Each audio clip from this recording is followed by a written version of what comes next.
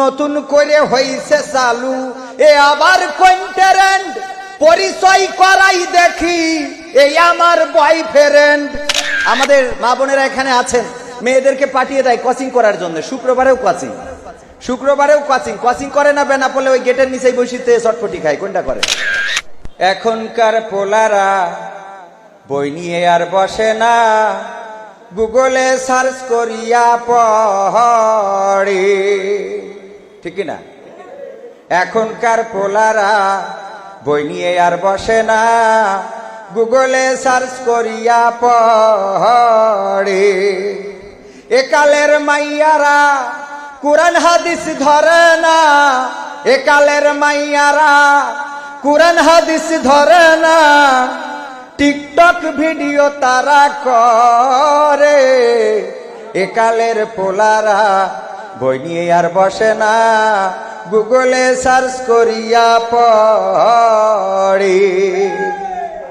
আগের সময় প্রেম করিলে বলতো লোকে পাইছো কি, এখন বলে শখ করিয়া বাবু তুমি খাইছো কি। কি আগের সময় প্রেম করিলে বলতো লোকে পাইছো কি, এখন বলে শখ করিয়া বাবু তুমি খাইছো কি। লজ্জা শরম নাই আইলাম কোন জামানাই, লজ্জা শরম নাই আইলাম কোন জামানাই, ভবিষ্যৎ দেখি অন্ধকারে।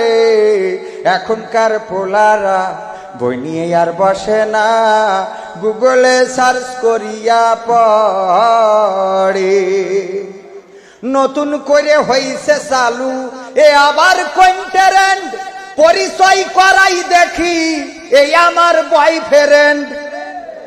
করাই তো এখন আবার হইছে চালু এ আবার কন্টেরেন্ট পরিচয় করাই দেখি এই আমার গার্লফ্রেন্ড। শরমের মাথা খাইয়া গেছে সব পাগল হইয়া, শরমের মাথা খাইয়া গেছে সব পাগল হইয়া, ভবিষ্যৎ দেখি অন্ধকারে। এখনকার পোলারা বই নিয়ে আর বসে না, গুগলে সার্চ করিয়া পড়ে।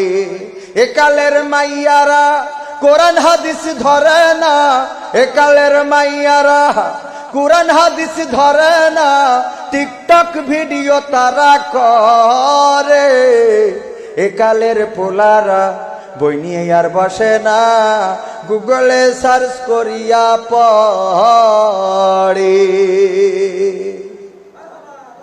আর দরকার আছে?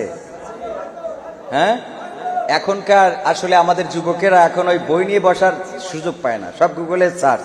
আর নতুন করে যা বললাম, এখন আগে প্রেম করলে মানুষ লজ্জা পেত। আমাদের গ্রামের কথা যদি বলি আবার দেখে ফেললে সমস্যা। অল্প বয়সের মেয়ে টিকটকে ভিডিও করে চলে গেছে নিখোঁজ, তারপরে ঢাকা মিরপুরে একটা ছেলের সাথে। আহারে কি অবস্থা! আর এত বেশি বলবো না, পরে গ্রামে উঠতে দেবে না। তো এই যে অবস্থাগুলো চলছে আমাদের সমাজে, এটা এই টিকটকের কারণে, ফেসবুকের কারণে, মেসেঞ্জারের কারণে, ইমোর কারণে। আমরা এই জায়গা থেকে আমাদের সন্তানদেরকে হেফাজত করার জন্য যা করা দরকার সেটা করতে হবে। আমাদের মা বোনেরা এখানে আছেন, মেয়েদেরকে পাঠিয়ে দেয় কোচিং করার জন্য। শুক্রবারেও কোচিং করে না বেনা পড়লে ওই গেটের নিচেই বসিতে চটপটি খায়। কোনটা করে? কথা কয় না। চটপটি খায় না এখানে খায়। সব যদি ভালো মানুষ হয় তাহলে ওই গেটের তলে চটপটি খায় ওরা কারা?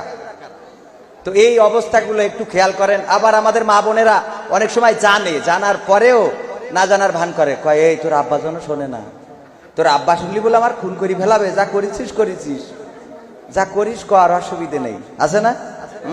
আছে। এগুলো করে মেয়েদেরকে বিপদের মধ্যে ঠেলে দিচ্ছে। তারপরে কয়দিন পরে থানায় যেয়ে বলতেছে আমার মেয়ের সমস্যা করেছে, এখন আপনারা এই করে দেন। অসংখ্য এই জাতীয়। আল্লাহ হেদায়েত করুক।